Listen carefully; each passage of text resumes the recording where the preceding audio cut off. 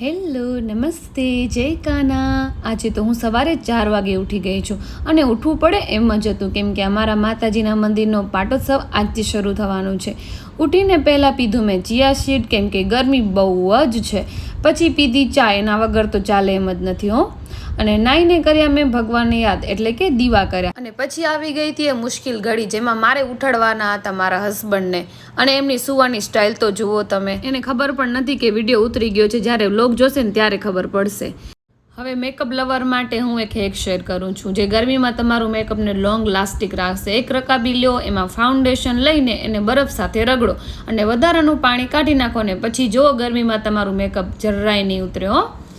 મારું મેકઅપ પત્યું ત્યાં તો એ પણ રેડી થઈ ગયા હતા અને હું પણ ફૂલ આયરાણી વાઇબ સાથે રેડી થઈ ગઈ હતી. અને પછી અમે લોકો નીકળ્યા લાખા પર જવા માટે. વચ્ચે રસ્તામાં સત્તા પરથી મમ્મી પપ્પા અને આનંદને પણ સાથે લઈ લીધા અને ફાઇનલી અમે પહોંચી ગયા છીએ લાખા પર, જ્યાં મારા મોમાઈ માતાજીના નવા મંદિરનો પાટોત્સવ છે. તો સૌથી પહેલાં અમે લોકો ગયા મંદિરની અંદર, જે હવનની તૈયારીઓ ચાલી રહી હતી, અને ત્યારબાદ માતાજીના માંડલાના દર્શન કર્યા અને પછી ગયા નાસ્તો કરવા માટે. નાસ્તો કર્યો એટલી વારમાં તો ધીમે ધીમે બધા આવવા લાગ્યા હતા અને તેમજ હવનની વિધિ પણ ચાલુ થઈ ગઈ હતી.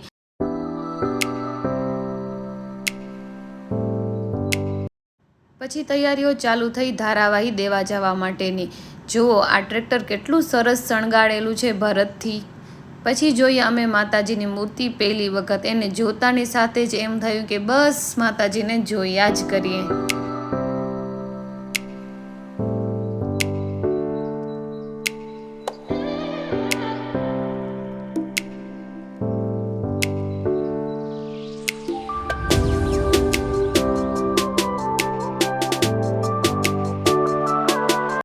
નાની છોકરીઓએ પણ સામૈયા ઉપાડ્યા હતા અને ઢોલના સાદે નીકળી પડ્યા બધા માતાજીની આખા ગામમાં ધારાવાહી દેવા માટે. અમારા બધાના મગજમાં એ જ વિચાર હાલતા હતા કે આવડો તડકો, આવડું બધું હાલવાનું કેમ થશે બધું. પણ માતાજીની અસીમ કૃપા એટલી વરસી કે અમને ના તો તડકાની ખબર રહી કે ના કે થાકની ખબર રહી. એટલું જ નહીં, વચ્ચે વચ્ચે રાસ પણ એટલા લીધા.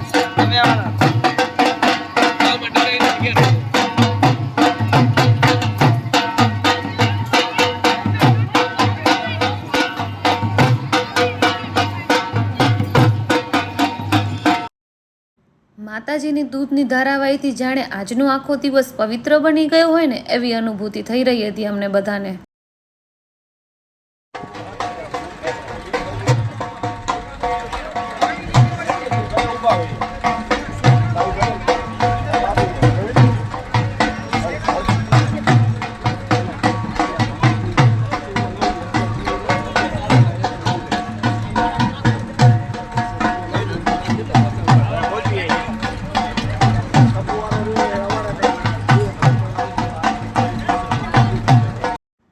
આખા ગામને ધારાવાહી દેવાઈ ગઈ અને ફાઇનલી પાછા અમે પહોંચી આવ્યા હતા માતાજીના મંદિરે. અને આ સાથે અહીં ધારાવાહી પૂરી થાય છે.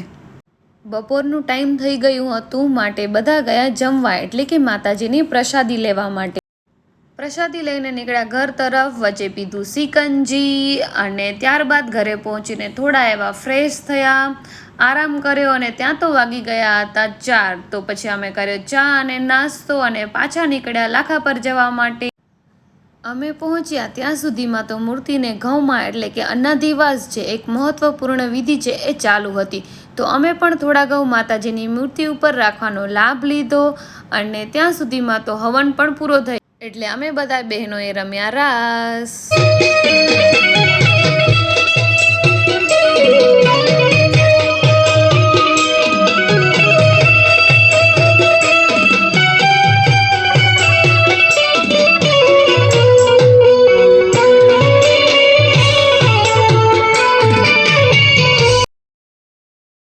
રાસ રમી અને અમે બધા બહેનો ભેગા થયા અને ડિસ્કશન કરવા લાગ્યા કે મોમાઈ મોરા કેટલા લોકો હાલવાના છે, તો એ પ્રમાણે આપણે સાધનની સુવિધા કરીએ.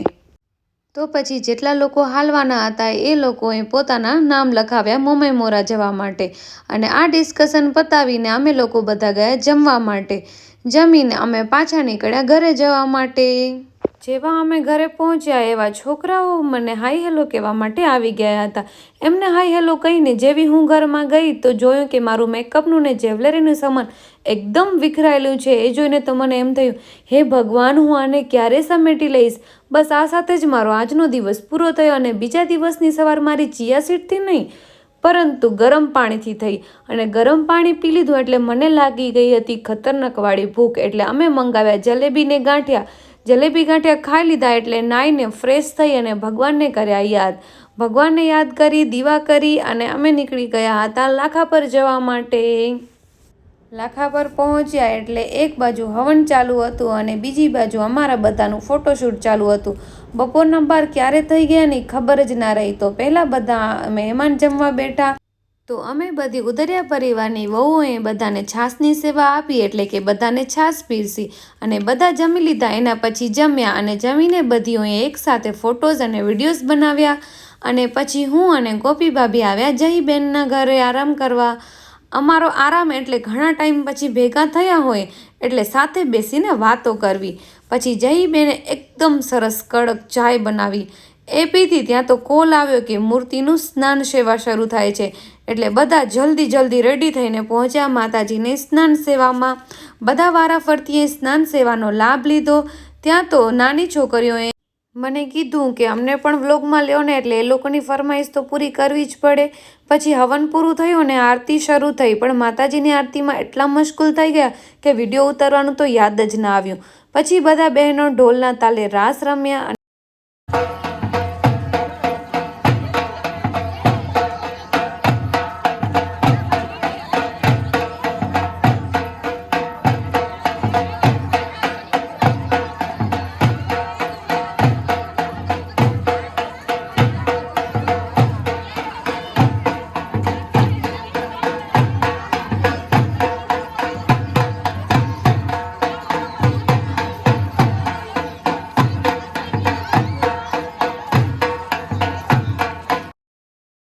રાસ રમતા રમતા ક્યારે 8 વાગ્યા એ કંઈ ખબર જ ના રહી. પછી અમે પાછા બધાએ જમ્યા અને જમીને નીકળ્યા જહીબેનના ઘર તરફ અમારો સામાન લેવા.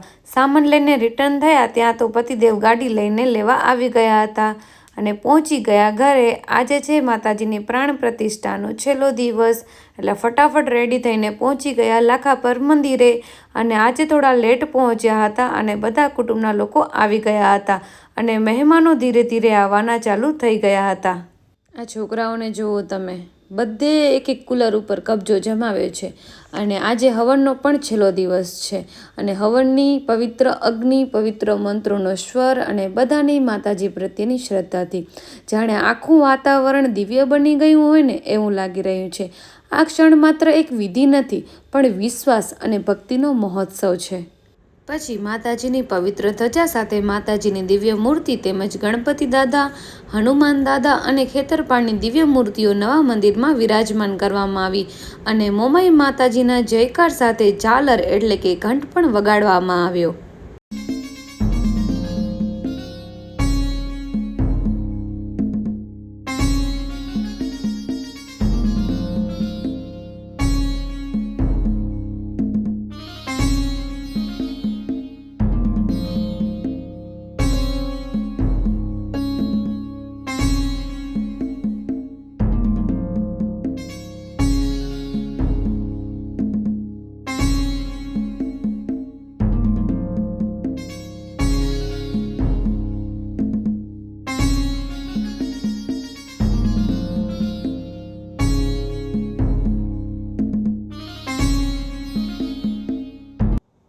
પછી 5 નિયાણીઓને જમાડવામાં આવી.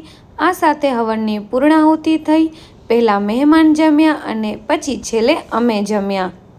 થોડો ટાઈમ આરામ કરીને મંદિરની સાફ સફાઈ અને હવનમાં વપરાયેલા વાસણ સાફ કર્યા અને પછી માતાજીના વાઘા જે મોમાઈ મોરા લઈ જવાના હતા તે માટે બધા બહેનો ભેગા થયા.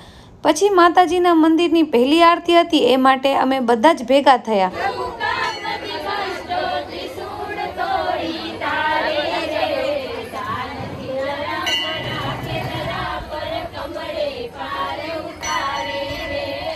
આજે પ્રાણ પ્રતિષ્ઠાનો માત્ર અંતિમ દિવસ નથી, આ તો હતો આશા અને શ્રદ્ધા અને નવી શરૂઆતનો પવિત્ર પ્રસંગ. નવો દિવસ નવી આશા સાથે જવાનું છે લાંબી સફરમાં, તો ગાડીને પણ પાણી પીવડાવવું પડશે ને, કેમ કે ગરમીનો તડકો બહુ જ છે. ગાડીની સાથે અમે પણ રેડી થઈ ગયા છીએ અને જઈ રહ્યા છીએ મોમાઈમોરા. ફાઇનલી આજે એક ક્ષણ આવી જ ગઈ કે જ્યારે મોમાઈમાના વાઘા પૂરા ઉદરિયા પરિવાર તરફથી પ્રેમ અને શ્રદ્ધાથી લઈને જઈ રહ્યા છીએ. મંદિર સુધીનો આ સફર માત્ર રસ્તો જ નહોતો, આ હતો આશીર્વાદ સુધી પહોંચવાનો માર્ગ. જ્યારે અમે મોમાઈમોરા પહોંચ્યા ત્યારે જય મોમાઈમાની જયકાર બોલાવતા હતા ત્યારે આખું વાતાવરણ જાણે ભક્તિમય બની ગયું હોય એવું લાગી રહ્યું હતું. બધાએ માતાજીના દર્શન કર્યા અને ત્યારબાદ ત્યાં જ માતાજીની પ્રસાદી લીધી.